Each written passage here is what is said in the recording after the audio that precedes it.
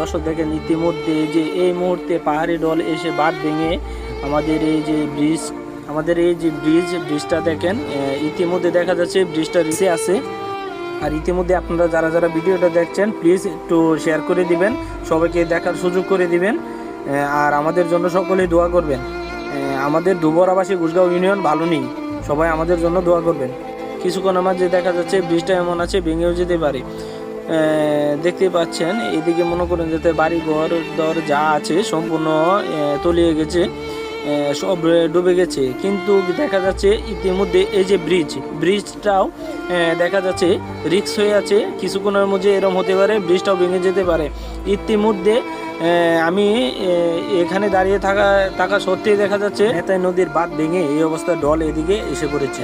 আমি এখানে আসলাম কিছুক্ষণ আগে, এসে দিকে এই যে দেখেন এদিকে ব্রিজটা ভেঙে গিয়ে